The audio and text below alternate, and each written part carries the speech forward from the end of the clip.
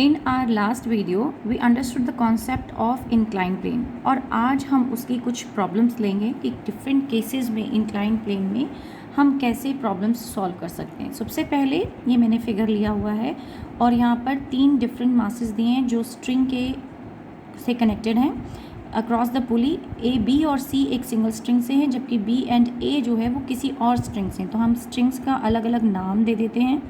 Late we call is T2 and this one is T1 and incline plane के दोनों sides का आपको angle दिया हुआ है, दोनों इंक्लाइंस का 60 डिग्री एंड 30 डिग्री ये भी गिवन है। हमें निकालने के लिए बोला गया है ए T1 and T2 acceleration time tension T1 and T2 निकालने के लिए बोला है। मासेस भी हमको गिवन है। सो ये this mass is given as 2, it's not 3, this is 2. So now we are given with the masses as well as angle of the inclined plane. So अब हर एक का हम एक फ्री बॉडी डायग्राम बनाते हैं and देखेंगे different cases क्या निकलते हैं। सबसे पहले मैं केस ले रही हूँ ए। तो ए का फ्री बॉडी डायग्राम लगा रही, ये हम ए बॉडी मान रहे हैं। ए बॉडी इंक्लाइन पर है तो ऊपर उसके इस डायरेक्शन में एक्ट कर रही है टेंशन T2 और इस डायरेक्शन में एक्चुअली उसका mg एक्ट करेगा डाउनवर्ड।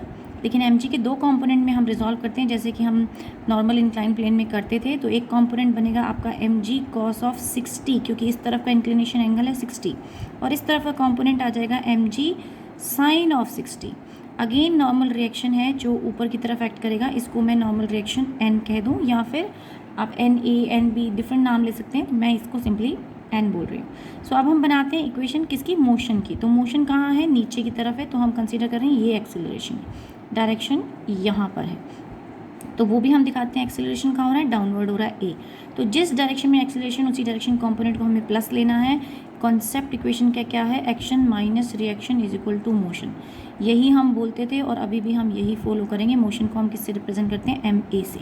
सो एक्शन क्या हो गया हमारा, m ji sine of 60 minus T of 2 is equal to m a mass of the a body into a. यहाँ पे सब कुछ नॉन है, हमें mass of the a body known है, वो दिया हुआ है 1, जी नॉन है, आपको 60 डिग्री एंगल नॉन है। ये आप सॉल्व करने में हम इसे यूज़ करेंगे। अभी हमारे लिए एक्सेलरेशन नॉन नहीं है, वो हमें निकालना है। एक्सेलरेशन और टेंशन हमें नॉन नहीं, तो इसे हम इक्वेशन नंबर 1 नाम दे देते हैं। सेकेंड के लिए निकालते हैं, हम बी के लिए फ्री बॉडी डायग्राम बनाते हैं और फिर से बी बॉडी को भी हम रिजॉल्व करेंगे कंपोनेंट्स में। ऊपर एक्ट कर रही है इस वक्त टेंशन 1, यहाँ पर इधर तक टेंशन 2 थी, यहाँ पर टेंशन 1 है, तो टेंशन 1 एक्ट कर रही है। एक्सेलरेशन डाउनवर्ड है, एक्सेलरेशन अगेन डाउनवर्ड है। अगेन आप इसके कंपोनेंट्स डिवाइड करेंगे, you will gate mg cos of 60। लेकिन इस बार किसका मास आएगा, बी का। यहाँ किसका मास था, ए का मास था, बॉडी ए का मास था। अगेन यहाँ पर कंपोनेंट बन रहा है M B G sine of 60 and यहाँ पर आपके पास आ रहा है एन नॉर्मल रिएक्शन जिसे हम बोल रहे हैं, प्लस 1 मोर कंपोनेंट यहाँ पर एक्ट करेगा, वो थी आपकी टेंशन टी ऑफ 2 जो आपकी टेंशन एक्ट कर रही है। टेंशन क्यों एक्ट कर रही है, क्योंकि यहाँ पे देखिए जब आपने इसे रिजॉल्व किया होगा कंपोनेंट्स में तो एक कंपोनेंट mg sin थीटा तो आया होगा, प्लस दिए टेंशन T2 भी है, तो अपर वाली टेंशन भी हमें इंक्लूड करनी होगी जो डिफरेंट फोर्सेज इसमें लग रही थी। तो इक्वेशन बनाते हैं, जिस साइड में एक्सेलरेशन है उसी साइड के कंपोनेंट्स को हम प्लस लेंगे। तो इस वक्त कौन कौन प्लस हो सकता है, T2 and mg sin theta जो है वो प्लस होगा। तो मैं लिख रही हूँ mg sin of 60 plus T2 इस बार प्लस है और माइनस में T ऑफ 1 है and that should be equal to mass of B into acceleration. ये आपके आ गई equation number 2। And then third equation बनाते हैं। अब कि हम C कंपोनेंट के लिए बनाएंगे तो हमारे पास C कंपोनेंट है, लेकिन C कंपोनेंट इस वक्त कहाँ एक्ट कर रहा है, इसके ऊपर जो फोर्स लग रही है वो यहाँ एक्ट करेगी। तो यानी कि इसके ऊपर mg डाउनवर्ड यहाँ होना चाहिए और mg sin थीटा इस साइड होनी चाहिए, डायरेक्शन इस तरफ होनी चाहिए। ये जो ऊपर एक्ट कर रही है ये आपकी टेंशन T1 है। चलिए देखते हैं कंपोनेंट्स क्या होंगे इसके। तो यहाँ एक्ट जो हमारे पास कर रही थी वो T1 थी। आपका जो दूसरा कंपोनेंट एक्ट कर रहा था that is mg sine of theta. Theta क्या है इस बार, इट्स 30, ये हमें गिवन है 30, it is given. So theta 30 है और ये मास किसका है, सी बॉडी का है। और आपके पास कंपोनेंट ये सिर्फ एक कंपोनेंट ही होना चाहिए, एक इधर कंपोनेंट भी होना चाहिए जिसको हम कह रहे थे mcg cos ऑफ 30 और इसके अगेंस्ट एक नॉर्मल कंपोनेंट होगा n। इन सब का नॉर्मल कंपोनेंट आपका mcg cos ऑफ 30 से बैलेंस हो जाता है, तो इसलिए हमें नॉर्मल कंपोनेंट कहीं ज़रूरत नहीं पड़ रही। लेकिन आप क्योंकि कंपोनेंट्स हैं, डिफरेंट फोर्सेस हैं, तो हम रिप्रेजेंट ज़रूर कर सकते हैं फ्री बॉडी डायग्राम में, बट हमें कहीं कैलकुलेशन में उसकी ज़रूरत नहीं है। पर अगर इसी बॉडी के अंदर इसी केस में आपको फ्रिक्शन दे दिया गया होता यहाँ पर सब में फ्रिक्शन होता तो फिर आप इस नॉर्मल कंपोनेंट को भी यूज़ करते। तो अभी हमें ज़रूरत नहीं है, अभी तो फ्रिक्शन फ्री दे रखा है ये सरफेस, तो हमें इसकी ज़रूरत नहीं पड़ी। तो यहाँ हमारे पास कंपोनेंट्स आ गए हैं। Then again we can write the equation. अच्छा, ऊपर की तरफ हमारा टेंशन एक्ट कर रहा था और ये mg sin थीटा इधर। अच्छा, एक्सेलरेशन कहाँ एक्ट कर रहा है? एक्सेलरेशन भी ऊपर है। बॉडी इस तरफ नीचे जा रही है तो इस तरफ से ऊपर की तरफ जा रही है, तो एक्सेलरेशन ऊपर की तरफ था। तो ये सब मैंने ले लिया है और अब इक्वेशन बना देते हैं। तो इक्वेशन आपके पास आ जाती है T1 आपके पास T1 प्लस होगा क्योंकि वो एक ही डायरेक्शन में है, तो M1c g sine of 30 minus is equal to MCA। So ये इक्वेशन आ गई है आपके पास, ये इक्वेशन नंबर 3 है। अब इन सब में हमें एक्सेलरेशन नहीं पता, तो सबसे पहला काम होगा हम एक्सेलरेशन निकालते हैं। तो अब देखिए इन इक्वेशंस को, इन तीनों तीन चीज़ें निकालनी है, 3 वेरिएबल्स हैं। T1 T2 निकालना है और एक इक्वेशन ये है, सेकंड ये है, थर्ड ये, तीनों को सॉल्व करना है। तो सिंपली आप तीनों को ऐड करेंगे तो आपके पास जो इक्वेशन एक्सेलरेशन के लिए बन जाती है वो मैं लिख रही हूँ। ये मैं किसके लिए कर रही हूँ? For acceleration. हम क्या कर रहे हैं? Add first, second and third. तो इन सबको हमने ऐड करना है। तो हमने क्या किया? ऐड करेंगे तो आप यू मे नोटिस T2 यहाँ से कैंसिल हो जाएगा, T1 नेक्स्ट वाले से कैंसिल हो जाएगा और आपके पास सिर्फ कॉस और साइन वाले कंपोनेंट्स बचेंगे। तो आपके पास जाएगा MAG sine 60 plus MBG sine of 60 minus MCG sine of 30 is equal to इन सभी मासेस का सम टोटल इंटू ए, यानी MA plus MB plus MC और इनके बाद हम इसका सम टोटल, उसे मैं कैपिटल M से रिप्रेजेंट कर देती हूँ, MA। And from here you can calculate acceleration, वो आता है आपका almost 4.11 metre per second square. Solve करके देख सकते हैं। सिमिलरली आप जब टेंशन सॉल्व करते हैं इन्हीं के अंदर तीनों, तो यहीं पर आपकी T1 की वैल्यू आ जाएगी। आप क्रॉस चेक करिएगा, मैं डायरेक्टली आपको आंसर लिख रही हूँ, 18.22 न्यूटन एंड T2 की वैल्यू आ जाएगी 4.55। तो मेजर हमारा काम क्या था? बेसिकली हम यहाँ पर सबसे पहले ये देख रहे थे कि क्या इक्वेशंस हम फ्रेम कर पा रहे हैं या नहीं कर पा रहे, क्योंकि अब हमें इक्वेशंस फ्रेम करनी आनी चाहिए। इंक्लाइन प्लेन पे कैसी होंगी या विद फ्रिक्शन कैसा होगा, पुली केसेस में कैसा होगा। नेक्स्ट क्वेश्चन देखते हैं। Now for this figure we will quickly frame the equation and just see whether we have understood or not. So mg नीचे करना था, कंपोनेंट्स बनने थे, वो होना था mg sine of theta, theta दिया है 30। सो इक्वेशन बनाते हैं। टेंशन ऊपर एक्ट कर रहा है, उसी डायरेक्शन में एक्सेलरेशन है, तो आपके पास इक्वेशन पहली आनी चाहिए। पहले इस बॉडी की बात कर रहे हैं, तो t माइनस में mg, अब m कितना दे रखा है? 50 दे रखा है आपको, तो आप इसको मैं M1 बोल देती हूँ, इसको M2 बोल देती हूँ। तो राइट नाउ क्योंकि M1 की बात हो रही है तो I am writing M1G sine of 30, ये थीटा आपको 30 दिया है।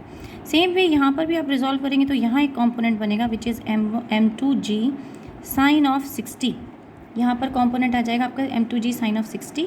अच्छा, इसको मैंने कंप्लीट नहीं किया, तो इसको हम किससे कंपेयर कर दें? M1A से, एक्सेलरेशन से। तो हमारी इक्वेशन पहली बन गई है।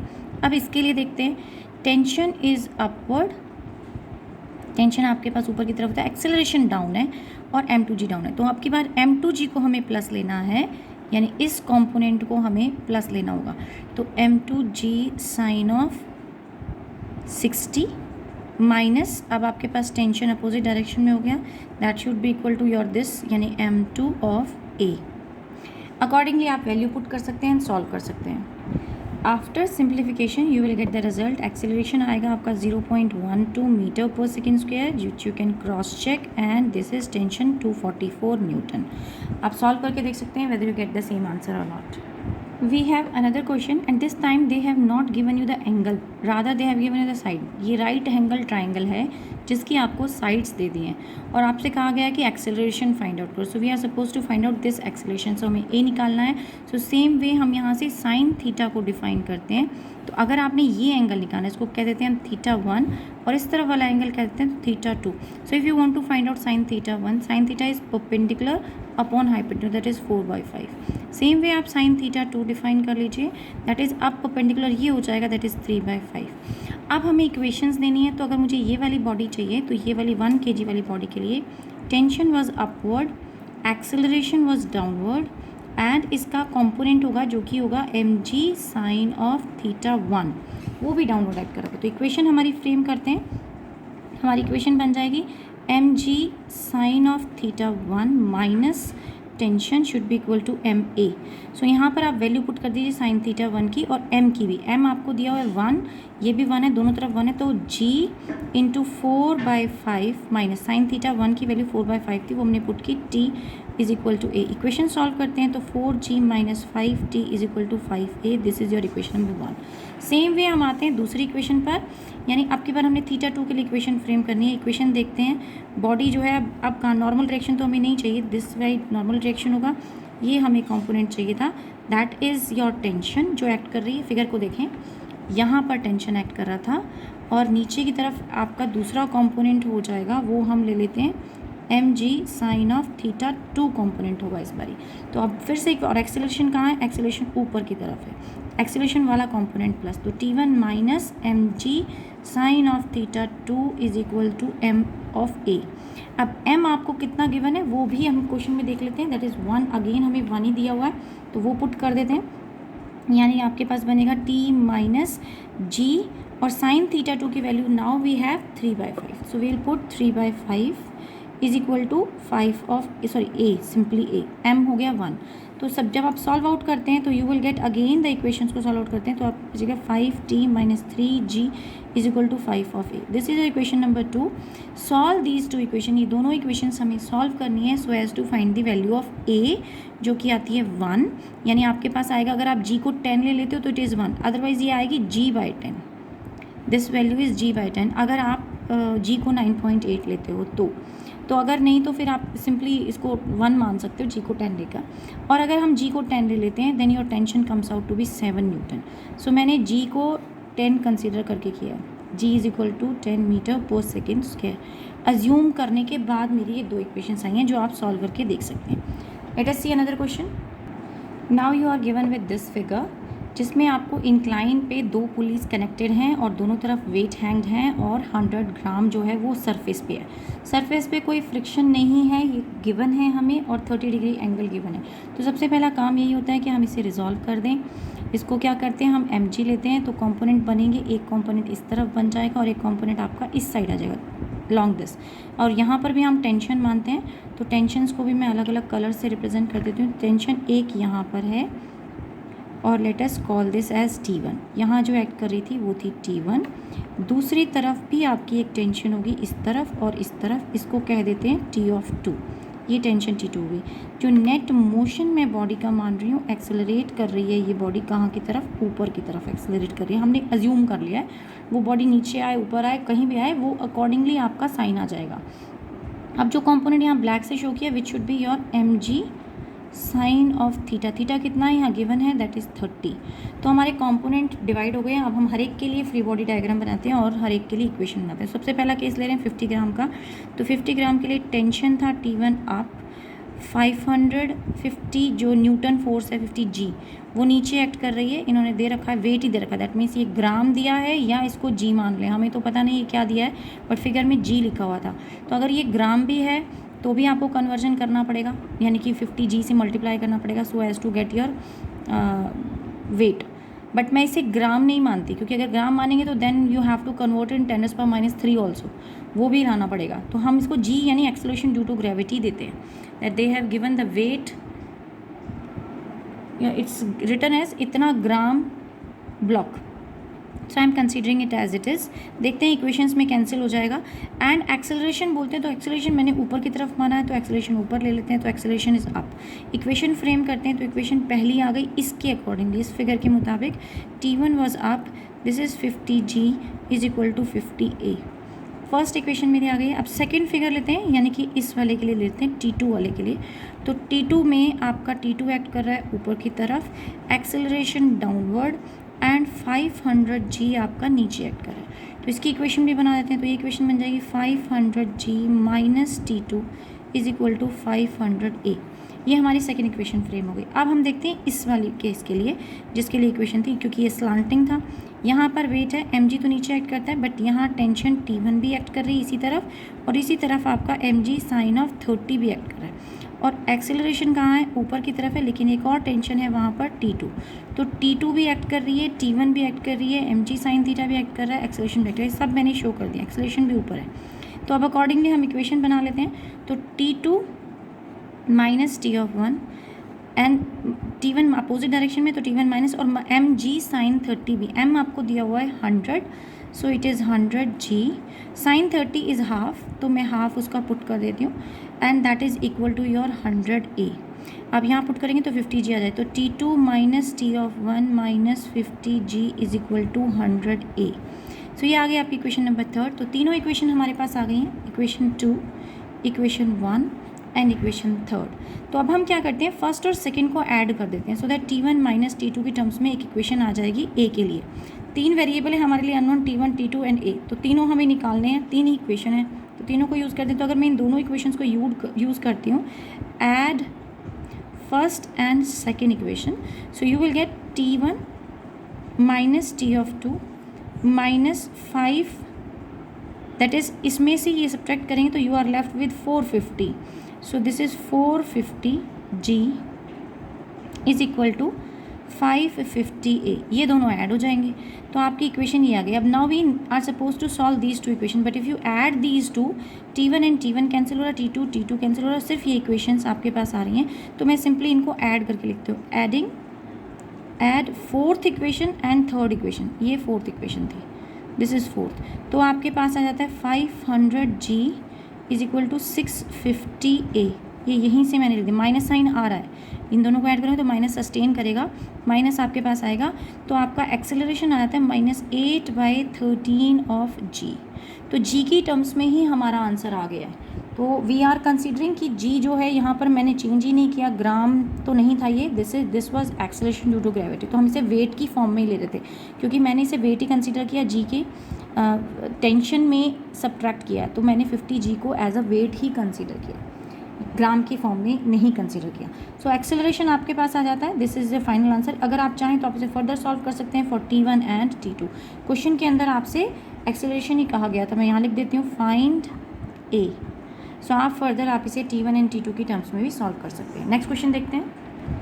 Now this is the figure given for the next question, और मैं क्वेश्चन समझाती हूँ क्वेश्चन में क्या रहा है। क्वेश्चन कहता है कि आपके पास एक बिगर ब्लॉक है m डैश, जिसको आपने स्ट्रिंग से कनेक्ट कर रखा है विद अनदर वेट mg, और आप इस स्ट्रिंग की हेल्प से यानी टेंशन T की वजह से ये ब्लॉक आप आगे खींच रहे हो विद सर्टेन एक्सेलरेशन a, और उस सिचुएशन में इस पर जो एक ब्लॉक रखा हुआ था स्मॉल m, वो गिरता नहीं है, यानी वो नीचे की तरफ स्लिप नहीं करता, वो उसी पोजीशन पे, रेस्ट पोजीशन पे मेंटेन रहती है उसकी पोजीशन, और वो वहीं रहेगा, उसी पोजीशन पे रहेगा।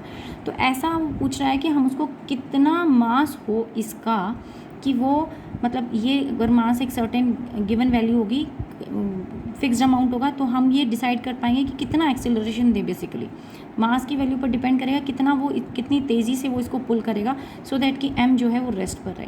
तो यहाँ समझिए कि फ्रिक्शन आपको नहीं दिया है इस पूरी बॉडी के अंदर, इस पूरे सिस्टम में ना पुली में फ्रिक्शन है ना ही इस इंक्लाइन पर फ्रिक्शन है, सिर्फ हमें गिवन है अल्फ़ा, और इनफैक्ट कोई वैल्यू भी नहीं दी हुई, सिर्फ हमें इक्वेशन की फॉर्म में आंसर निकालना है।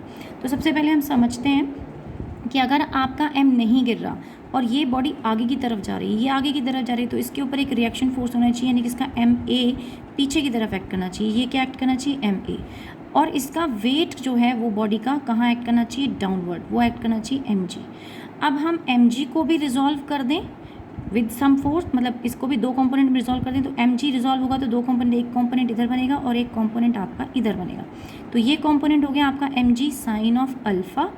सेम ऐसे ही ma भी आपका रिजॉल्व होगा दो कंपोनेंट में, एक ऊपर की तरफ बनेगा और एक इधर बनेगा। तो जो ऊपर वाला कंपोनेंट बन रहा है वो ma कॉस ऑफ अल्फ़ा बन रहा है।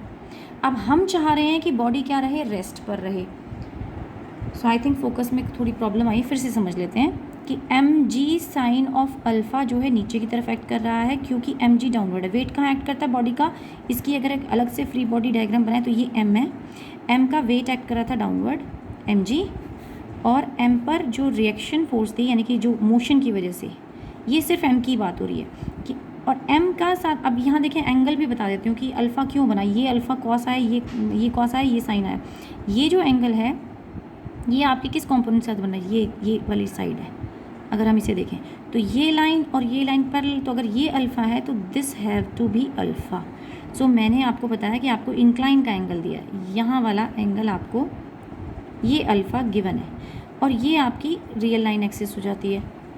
पॉइंट को मैं एक बार अलग से समझा देती हूँ। तो यहाँ पर आपका मास m है, उस पर एक फोर्स एक्ट कर रही है पीछे की तरफ ma, और उस पर mg जो एक्ट कर रहा है वो डाउनवर्ड एक्ट कर रहा है। ये ma पीछे क्यों एक्ट कर रही है? क्योंकि मास m पीछे की तरफ जाने की कोशिश करेगा जब m डैश को आप आगे की तरफ पुल करोगे। तो अब ma को हमने दो कंपोनेंट्स में रिजॉल्व करना है। तो आप देखेंगे एंगल कहाँ से लें। तो आपको जो ट्राइंगल ये वाला था, इसका एंगल दिया हुआ है यहाँ फिगर में, मैं यहाँ नीचे बना रही हूँ, दिस इज़ अल्फ़ा। और अल्फ़ा को जब आपने रिजॉल्व, अल्फ़ा को इस लाइन के साथ जब आपने कंपेयर किया तो ये एक्स एक्सिस हो गया, ये भी आपका एक्स एक्सिस, दोनों पैरेलल हो गए। तो ये वाला जो एंगल होगा सेम लाइन पे, ये अल्फ़ा हो जाएगा। अगर ये अल्फ़ा हो जाता है तो आपका ये कॉम्पोनेंट हो जाएगा M A cos of alpha. इस तरफ जो कॉम्पोनेंट बना that is M A cos alpha, इसको रिजॉल्व किया। ऐसे ही कोई इधर भी कंपोनेंट होगा एम ए साइन अल्फ़ा, जिसकी हमें कोई ज़रूरत नहीं है, वो नॉर्मल रिएक्शन उसको बैलेंस कर रहा है ताकि वो गिरे नहीं।